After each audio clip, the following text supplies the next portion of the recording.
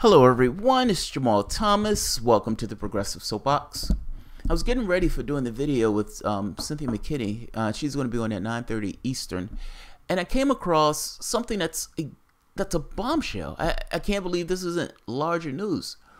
It appears, based on the Wall Street Journal's, I guess you can call it an op-ed, but a point is made that, let me start from the beginning. There's a battle going on with Nunez is trying to get certain information that the FBI, the Department of Justice, don't necessarily want to give up. It appears that there potentially was a mole from the FBI in the Trump administration, meaning that the FBI itself may have taken the step to actually literally spy on one of the presidential candidates. I don't care what you think of Donald Trump. This is beyond the pale. This is magnificently beyond the pale. You have media and everything else that's acting as if, oh, it's impossible that one of the political parties who is in close ties with the Department of Justice, based on the fact that they put those people in those spots, that was in close ties with these people, wouldn't necessarily do something to try to propagate one of the parties to a victory. They're like, this is impossible. You literally have spying. And they're using this idea of Russia to create this pretext that allows the FBI or whoever to spy on the Trump campaign. Whatever you want to think of Donald Trump, fair enough. This is beyond the pale. The FBI is not a political institution. The FBI is supposed to be part of the government itself. Think of a bus. You have all of these people. You have a bus driver. The Democratic Party, the Republican Party may take turns driving the bus. They may pick the people who are going to be controlling and helping control that bus. The population itself may choose the person who's going to take part of it, meaning from the standpoint of the parties. But the parties don't own the bus. The bus is something separate and distinct from the party systems themselves. The idea that they're going to come up with this Trump-Russia nonsense, they're going to spy on the Trump campaign from the standpoint of communications and everything else, but then potentially has taken the extra step of putting a mole. And the Democrats will look at this and say, there's nothing to see here. They were doing this because of Trump and Russia. The same people that got Hillary Clinton off were instrumental in getting Donald Trump spied on. And if this is true, you have to ask this question. What reason would Comey lie to the degree that Comey was lying? Comey got up there and added intent and acted as if the FBI had no clue of anybody that has ever been locked up for doing what Hillary Clinton did, when just the year prior, somebody else had gotten locked up. Not to mention Comey jumped the shark like nobody's business in extending the meaning of the law. If you look at the letter of the law, Hillary Clinton was guilty. And the FBI did have somebody convicted based on what Hillary Clinton did. Comey created a new standard that didn't exist in order to get Hillary Clinton off. That woman should have been perp-walked. Or at the very least, she should have been indicted. If Comey is lying, which Comey is lying, then why is Comey lying? Now, they will make the point. Trey Gowdy eviscerates Comey when he's asking her, did Hillary Clinton lie about this, this, this, and this? And one of the points he makes is, why would a person lie? Well, lying to some degree is some evidence of guilt. Okay. Why is Comey lying? Is it possible that Comey is lying because Comey himself has said he had misgivings about Donald Trump? How far did those misgivings go? When did those misgivings start? And when those misgivings lend himself to doing things that are in line with keeping Trump out of that office? Hey, maybe like starting a Russian investigation based on a tip from somebody from the Clinton Foundation using a dossier that was paid for by Hillary Clinton. This looks dodgy. This smells. It looks like one of the political parties, the Democratic Party, was using the apparatus of the state, meaning the FBI or the Justice Department, to spy on one of the other campaigns. That's what it looks like to me. This looks nasty. This looks extremely nasty. Let's go to Zero Hedge. I don't have a huge amount of time to do this video because I have to get ready for Cynthia. But Wall Street Journal, the FBI hit a mole in the Trump campaign. On Wednesday, we reported on an intense battle playing out between House Intelligence Committee Chairman Devin Nunes, the Department of Justice, and a Mueller investigation concerning a cache of intelligence that Deputy Attorney General Rod Rothstein refuses to hand over, a request he equated to extortion. It's not extortion. It's not extortion. He asks you to hand over information. You didn't want to hand over the information. It's not extortion. It's Congress, a Congress member, is petitioning you to hand over data. You just don't want to hand over that data. And the question becomes, why don't you want to hand over that data? Don't give me this shit about national security. Hand over the data. This idea of national security is, at this point, has been extended far to ridiculous extremes, using it to cover up their failures and fuck-ups. Come on. On Tuesday, the Washington Post reported that Nunes was denied access to the information on the grounds that it could risk lives by potentially exposing the source, yada, blah, yada, yada. The United States citizen who has provided intelligence to the CIA and the FBI. Huh. Well, that's interesting. So exposing the information may focus on an individual. Why would it focus on an individual? After the White House caved to Ronstein and Nunes was barred from seeing the documents, it also emerged that the same intelligence had already been shared with Special Counsel Robert Mueller as part of his investigation into the alleged Russia involvement into the 2016 election. On Wednesday afternoon, however, news emerged that Nunes and House Oversight and Government Reform Committee Chairman Trey Gowdy would receive a classified Thursday briefing at the Department of Justice on documents. This is, to put it lightly, incredibly significant. Why? Because it appears that the FBI may have had a mole embedded in the Trump campaign. That is amazing! That is amazing. Was there also a mole in the Clinton camp? No, there probably wasn't. There probably wasn't. In a bombshell op-ed in Wall Street Journal, Kimberly Strassel shares a few insights about recent developments. Perhaps we should start with the ending and let you take it from there.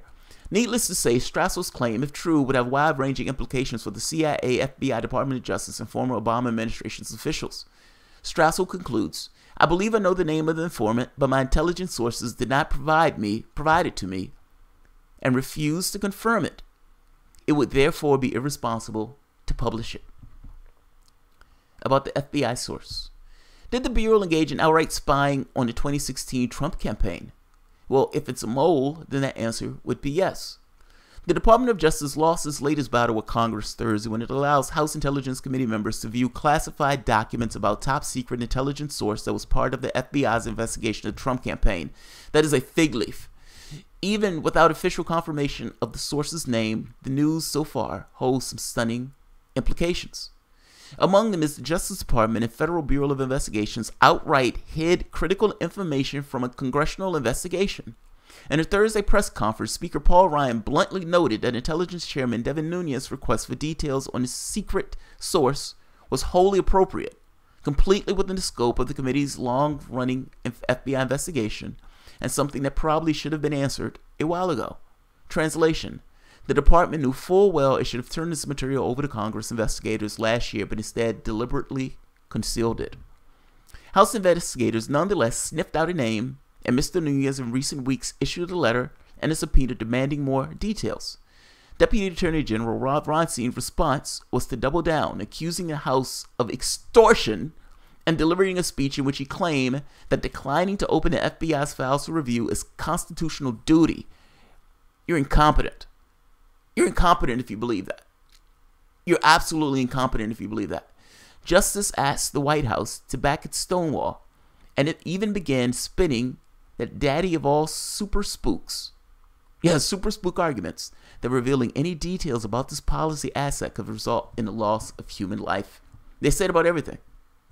Do you remember when they said, look, if you reveal that information that Devin Nunes wanted to publish the stuff about what the FBI was doing during an investigation, lives could be lost. The information was released. Everybody shut up. Nobody said anything else because it was as mundane could be, except for showing that the FBI had a bias in regards to the way it was going about investigations. Let's keep going. The desperation, and it strongly suggests that whatever it is in these files is going to prove very uncomfortable to the FBI. The Bureau already has some explaining to do. Thanks to the Washington Post's unnamed law enforcement leakers, we know Mr. Nunes' request deals with a top-secret intelligence source of the FBI and CIA who is wholly a U.S. citizen who was involved in a Russian collusion probe. When government agencies refer to sources, They mean people who appear to be average citizens but use their professions or contacts to spy for the agency. Ergo, we might take this to mean that the FBI secretly had a person on the payroll who used his or her non-FBI credentials to interact in some capacity with the Trump campaign. Emo. This would amount to spying, and it would be hugely disconcerting. It would also be a major escalation from the electronic surveillance we already knew about, which was bad enough. Obama political appointees rampantly unmasked Trump campaign officials to monitor their conversations while the FBI played dirty tricks, or played dirty with the surveillance warrants against Carter Page, failing to tell Foreign Intelligence Services Court that its supporting information came from Hillary campaign. Now we find it may also have been rolling out human intelligence, John Le Carter style, to infiltrate the Trump campaign. That's amazing. That is an absolute bombshell. That is an absolute bombshell. So I'm going to leave this article here for you guys to read for yourself. I still have a little bit more doing to do before the interview. I don't care what you think about Trump. You can think Trump is a horrible, disgusting person. Fair enough. But this is unprecedented. And unprecedented may be too strong. But you're literally having the FBI spy on one of the other campaigns. And the Department of Justice, for the most part, spying on one of the other political campaigns. This is problematic. Everybody thought Hillary Clinton was going to win that race. And it seems like the FBI was tilting in the way that it behaved towards one of the campaigns. I mean, when Comey comes out saying that he was uncomfortable because Loretta Lynch was trying to get him to talk in the language of the Clinton campaign, and he was like, this is a criminal thing. This is not just a political matter. That by itself gets across this thing where it seems that the Department of Justice, has tilted itself to one of the directions of the political parties. That office is not meant to be a political office, just like the FBI is not meant to be a political office. And yet, it seems like you have agents in these offices that have taken it upon themselves to try to effect some kind of policy or effect some kind of thing to spy on the Trump campaign, to tank that campaign. You don't put a mole in a campaign for no reason. In fact, this Russia collusion nonsense was purely used as a pretext just to spy on that campaign. This stinks. I know people who might like Obama would be like, oh no, there's nothing to see here. They were just doing nonsense. Nonsense. There is nothing to this Russia collusion nonsense. And ultimately, they use this purely to spy on the Trump campaign. You can like Obama all you want. This stinks. This utterly stinks. It is impossible. And in fact, it makes perfect sense in the world that somebody who was appointed by Obama would know exactly what Obama wants, especially since this woman is a Democrat. Yes, she would lean in the direction of Democrats.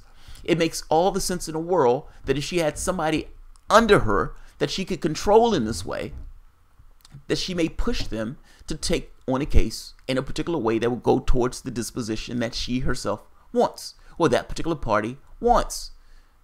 They were in power, and they used the fact that they were in power to steer an investigation away from Hillary Clinton and to steer it onto Donald Trump in order to spy on that campaign. That's pathetic, and that's sad. And the fact that Democrats will back that up and look at that and say there's nothing to see here is even worse. It's absolutely even worse. I'm going to end it here. 9:30 Eastern, Cynthia McKinney will be on the show, but this is a bombshell. The FBI was essentially spying on the Trump campaign, or had a mole inside the Trump campaign. It is likely going beyond just the surveillance that we knew about, this unmasking, and going beyond this FISA warrant stuff, where they weren't necessarily giving all the information over to the court. And mind you, even if they did, 99% of those things, 99.7% of those things are proved. No, it's going beyond that. It's going to literally, potentially having a mole in his campaign. This is amazing. I'll leave it at this. I'll see you guys shortly. Super chat. Okay, good. All right, guys. If you enjoy the content, please feel free to share, like, subscribe, and of course, you guys can always support the page. I always check. I try to check because when people used to do super chat, or when people do super chat, I used to not necessarily see those when I'm reading something. And so I always try to check at the last minute to make sure that if anybody did, definitely give them your thanks. It helps. I mean, ultimately, it keeps the show going. It's one of those things that allows the show to kind of tick on. trying to expand it and make it into something that's a little bit more. So I try to pay attention to that and try to thank people when they do that. Whether it's patrons, whether it's super chat, like, share, all that stuff, you guys are immensely appreciated for the show. So thank you very much. I will see you guys at 9:30 p.m. Eastern. I always forget that. Eastern, which is about 21 minutes away. Thanks, guys.